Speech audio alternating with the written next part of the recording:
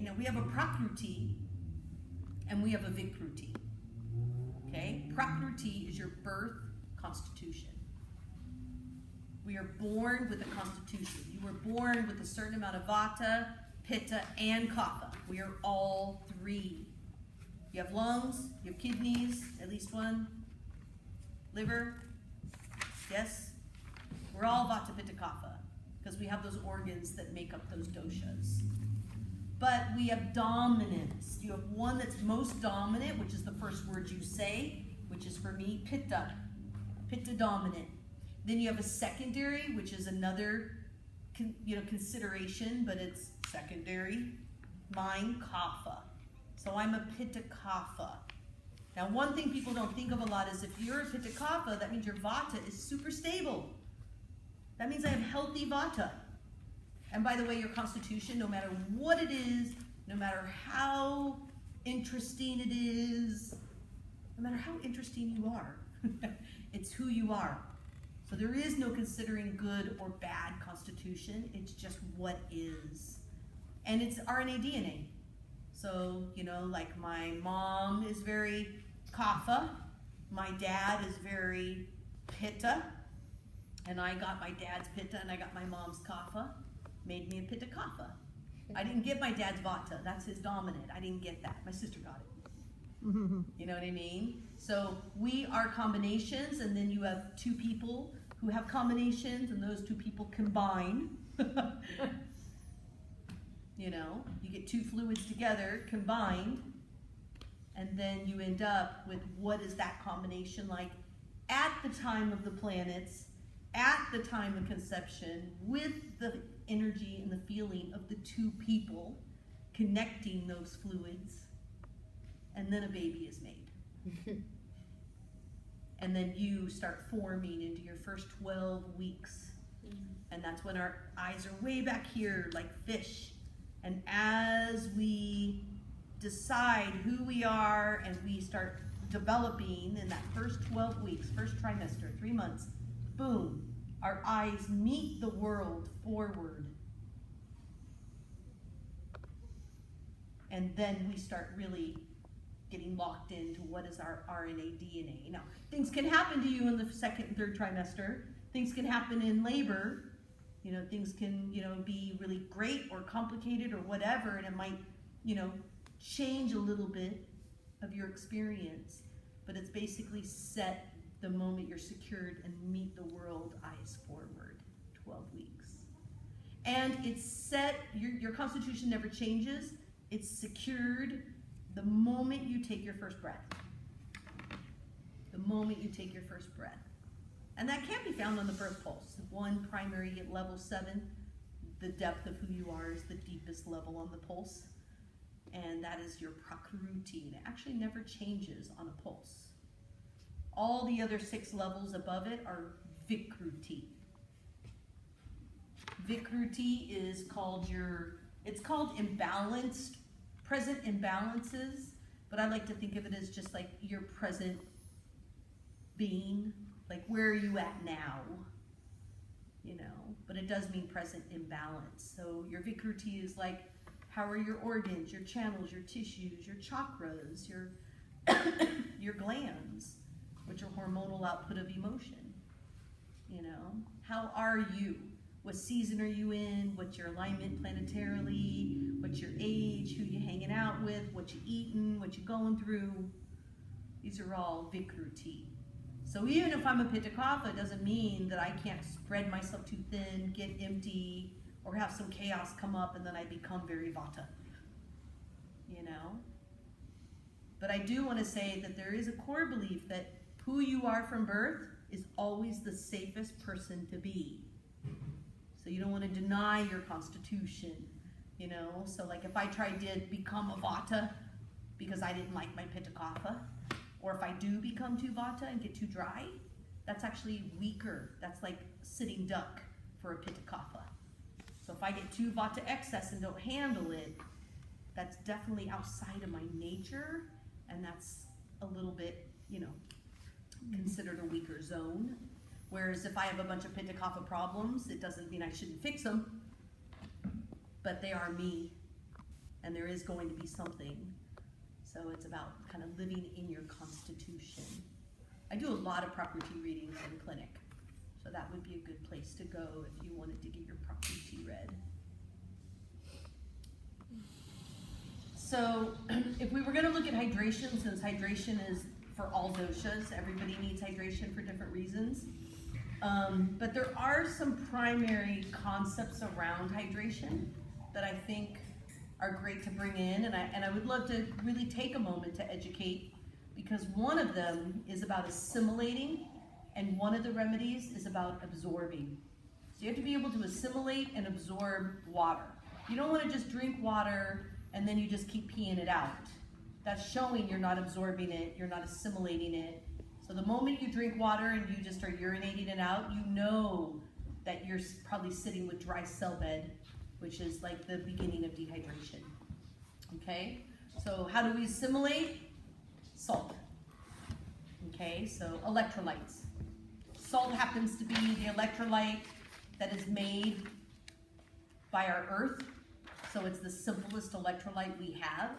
It's also considered salt, is the only edible crystal in the world. So it's pretty precious. I don't know if you know the history of salt, which is a book, but it's also a deep, deep history. But that book is brilliant if you're a historian. But it's the history of salt, and it goes through and explains that almost every war in time has been started by who had the most expensive salt mines, like who created the salt. So primary, oh my gosh. I need some salt, let me show you. So when we look at this could be a scary conversation. If you think of salt as how we avoid table salt, the idea that I'm bringing forward that salt is a primary remedy can sound really odd, because table salt is actually where you took that precious mound, that edible crystal, and you rinsed it and bleached it and re-iodized it. So processed. So don't we know processed food doesn't work, so table salt doesn't work either. Just like pasteurized dairy is processed dairy when it was like perfect and pristine and nourishing, and enzymatic when it's raw. So the idea of salt here is, table salt, I am never going to tell you to take that. It is really irritating, causes inflammation, causes a lot of skin rashes, a lot of bleeding disorders, and it is dehydrating in its own right, which is so sad because it was just this perfect. So what is salt? This crystal, right? I'm going to use the ocean and land as a concept. So you have four main electrolytes that your kidneys need, and 2 are positive and 2 are negative electrolytes. That's why you have 2 kidneys. You actually need that colliding of positive and negative to help you assimilate and uptake salt in your bloodstream. Okay? The 2 of those electrolytes are in the water, in the ocean, chloride and sodium. Okay? Then you have the land, and the land has 2 primary minerals that are electrolytes, which is magnesium and potassium. When that chloride and sodium collides with the magnesium and potassium, it makes electromagnetic surge that starts making the liquid water and the compounds and minerals in the rock or sand, when they collide, they actually create crystal mounds. So salt is formed through an electromagnetic colliding of water and earth. Cool. So a running river makes it all day long. The ocean makes it all day long. So you want to do tons of ocean salts, river salts. But I no longer, I think we're in our last little bit, but I'm not selling Himalayan salt anymore because it's gone in China, it's gone in Tibet, it's gone in India, now they're mining Pakistan. And it's millions of year old mountain salts, which was made by 1 drop of water or 1 little stream in the mountain colliding with the cave. You know what I mean? It's cave salt. So once it's mined, it'll take another couple million years to make that salt again. Like they don't even have a salt, all the mines that they took the salt out of, which started in India about 25 years ago, they haven't even formed salt yet, again, 25 years later. Wow. So we really are completely wiping out our Himalayan salt resource. Plus pink salt, pink shows you how much chloride is in it. Chloride is cleansing. It's not a daily salt. You want to cleanse, then pink salt is awesome. And Murray River in Australia makes tons of pink salt too, so you don't have to use Himalayan. We have other pink salts you can think about that have that cleansing. Gray salt is magnesium. So gray shows you the amount of magnesium, and usually that's where it was colliding with a rock, you know, big rocks. Sometimes salts are pure white and it's hard to know if they were rinsed or bleached. You know, Mediterranean salt or Sonoma Solar, our local Sonoma salt is white. Those are eating salts on food. They have to be liquefied and broken down to be digested by our kidneys because they're so potassium rich. The white shows you the potassium. So magnesium is daily salt for just getting your kidneys to assimilate water. But as long as it's not rinsed and it's not processed, salt is the best electrolyte we have. And give it a chance. Do a half a teaspoon every morning in water. When you put your salt in water, it goes straight to kidney and heart health, which is called regulating your blood pressure. The amount of water volume we have from kidney to heart is our blood pressure. So you're not going to get high blood pressure from good salt. You're going to get high blood pressure from an irritating salt. So some, you know, we get a lot of people off their high blood pressure meds by getting them into good salts.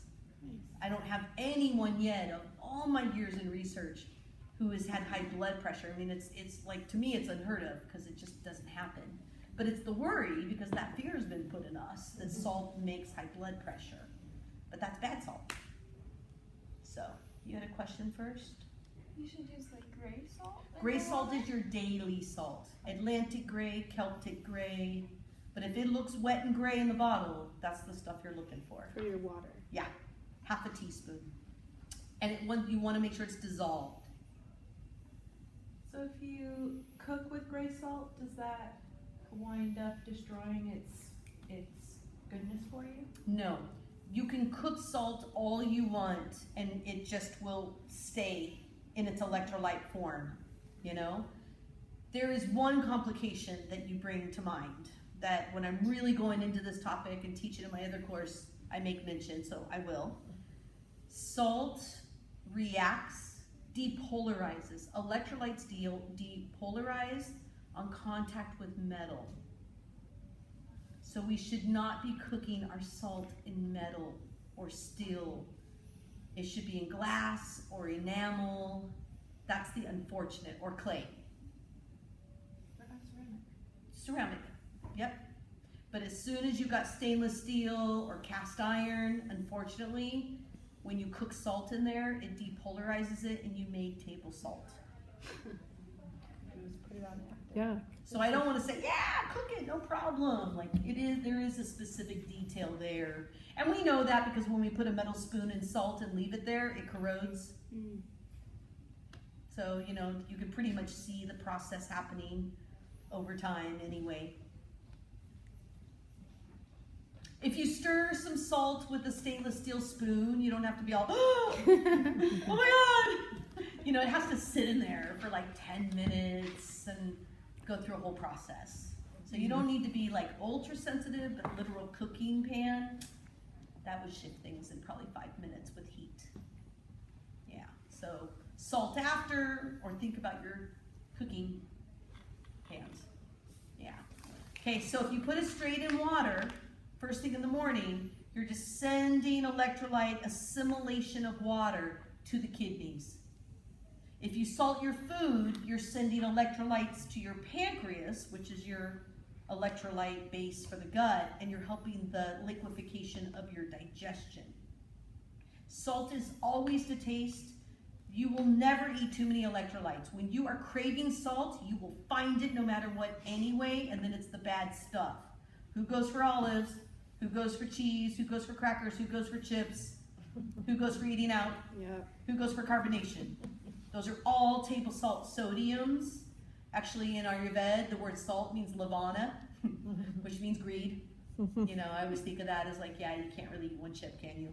It just doesn't work that way. So, you know, and the word sea salt is not bleached or re-iodized, but it's rinsed of its electrolytes. So it can't be sea salt. You can scrub with sea salt, you know, 80 cents a pound, go for it. It's not gonna hurt you. It's good stuff, it's cheap. But you don't wanna eat it. I don't think of it as edible. So that word isn't good enough. I need Celtic or Atlantic or, you know, make things with my own salts. So you want it on food to taste and trust your taste buds. You also wanna put it in your water the same way. If that half a teaspoon is like crazy salty, dilute it. If you cannot even taste that salt, add more. So you get just to that right saline that your taste buds will tell you. Okay.